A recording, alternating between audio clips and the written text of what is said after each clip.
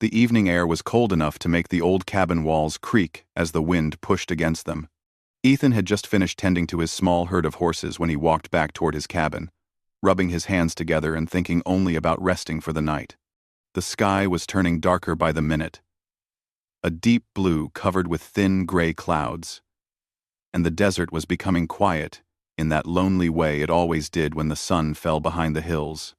He pushed open his cabin door, ready to close it for the night, when something made him stop.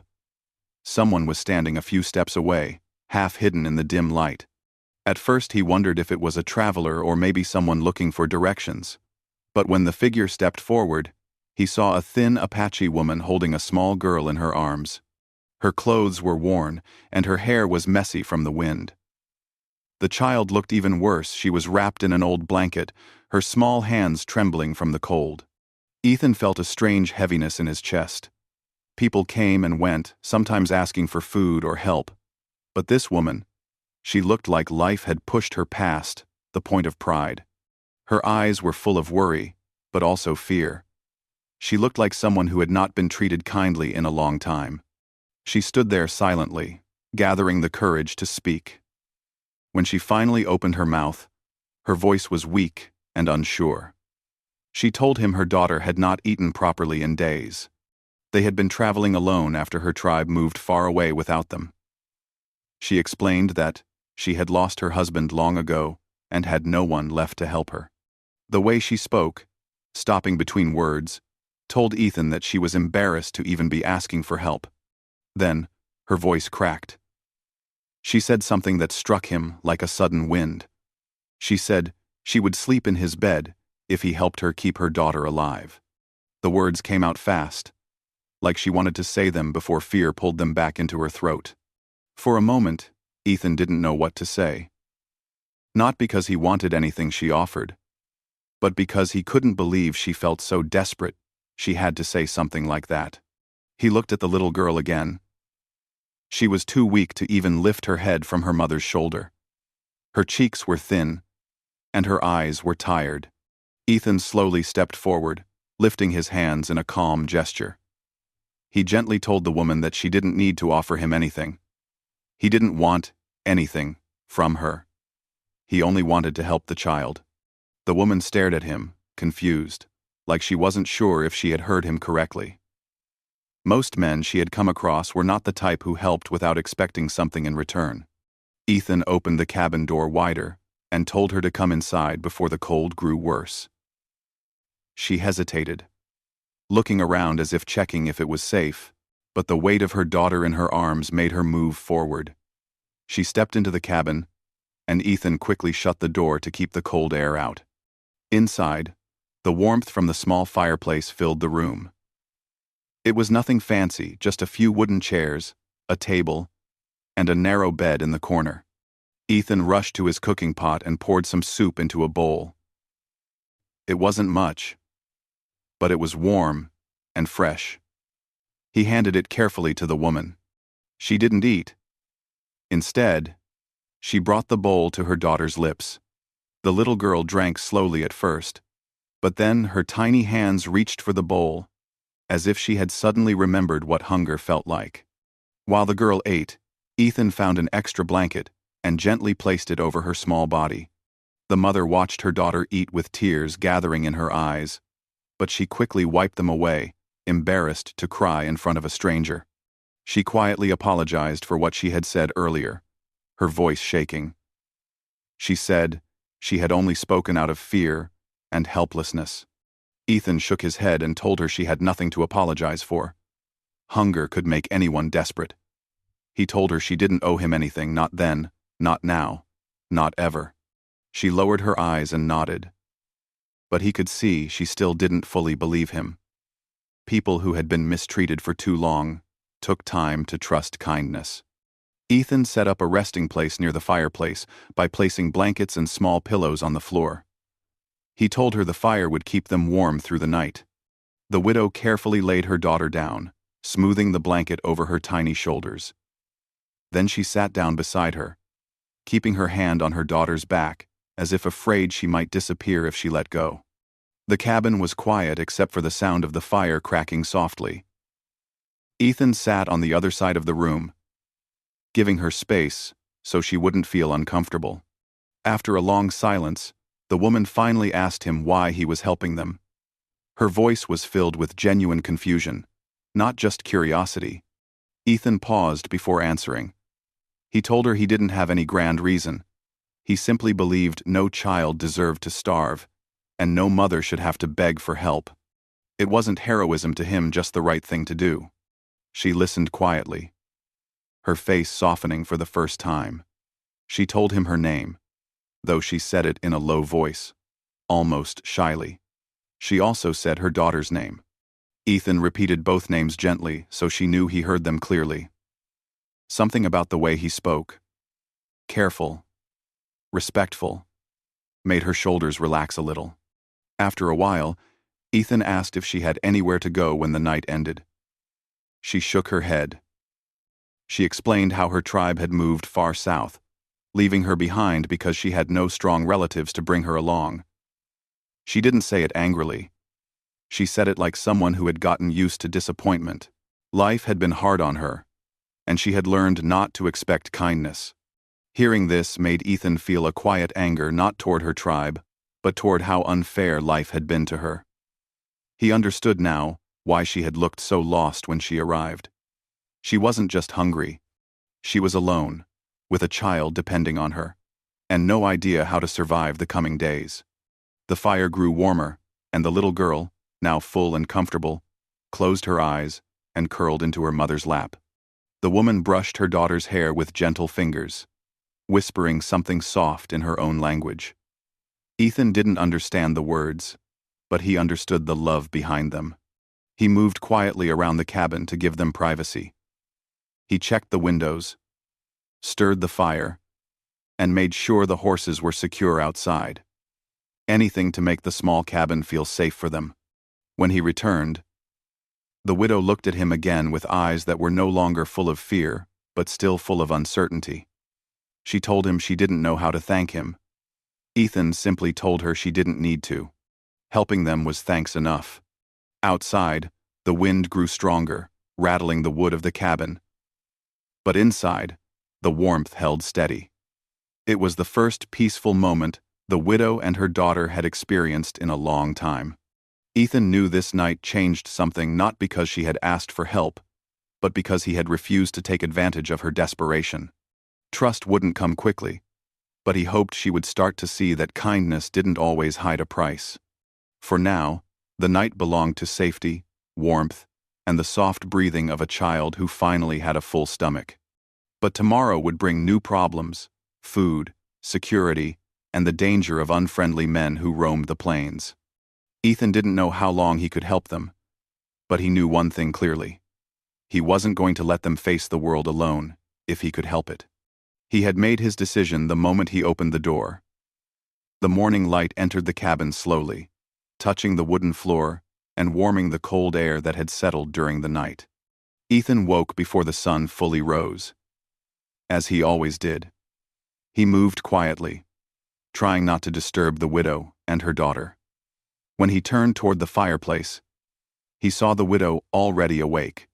She sat with her daughter sleeping in her lap, her back straight but her eyes tired. She had probably stayed awake for most of the night, still unsure if she was safe or if she had the right to rest deeply. Ethan greeted her softly so he wouldn't startle her. She nodded in return, whispering a small good morning. There was something different about her face, less fear, but still a shadow of worry. Her first words to him were not about herself. She asked gently what she should do next, where she and her daughter could go now. She had no home to return to. She had no family waiting for her. The world outside was too dangerous for a woman and a child with no food, no shelter, and no one to protect them. Ethan looked at her for a moment, considering her question. He wasn't a man of many words, but he understood the weight of what she was asking. He could not imagine sending them back out into the wild desert. He knew what the cold nights could do to a hungry child. He knew what trouble waited on lonely roads, men who didn't care about right or wrong, men who saw vulnerability as opportunity. He didn't say all this aloud, but the thought of them walking alone made his stomach tighten. He told her they could stay for a few days while he figured something out. The woman seemed unsure if she should accept, but she nodded, because she didn't have another choice. Ethan didn't want her to feel like a burden, so he quickly added that she could help with small tasks around the cabin. He said it in a respectful way, making it sound like a partnership. He didn't want her to feel pitied. He wanted her to feel useful, valued, safe. She agreed with quiet gratitude. Helping with chores felt better than sitting helplessly in a corner. It gave her dignity back. Ethan stepped outside to tend to his horses, and to his surprise, the little girl followed him out a few minutes later. She was wrapped in a blanket that dragged behind her, but her steps were no longer shaky. She stood beside him silently as he worked, watching the horses with wide, curious eyes. Ethan smiled slightly. Children always healed faster than adults when given warmth and food.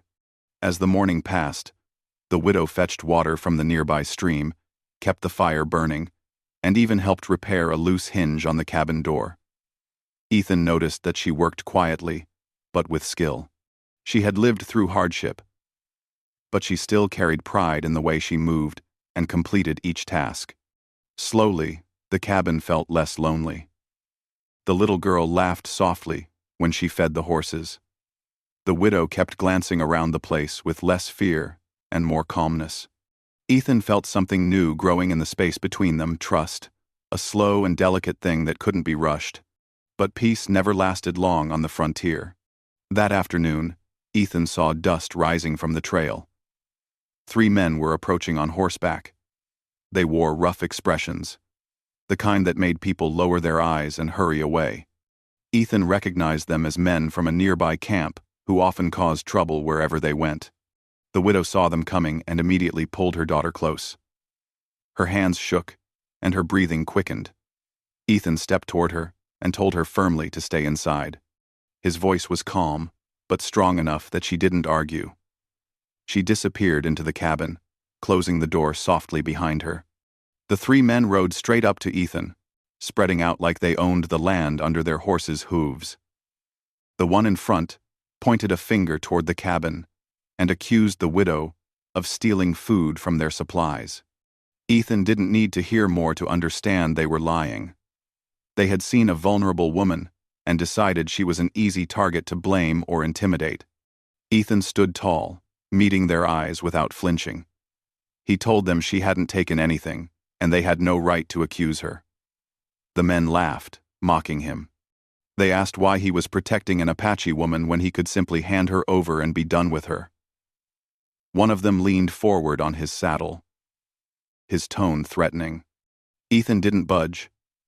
He repeated that she had done nothing wrong, and that they were not welcome near his cabin. His voice stayed steady, neither loud nor weak, just firm. The men weren't used to someone standing up to them without fear. Their smirks faded.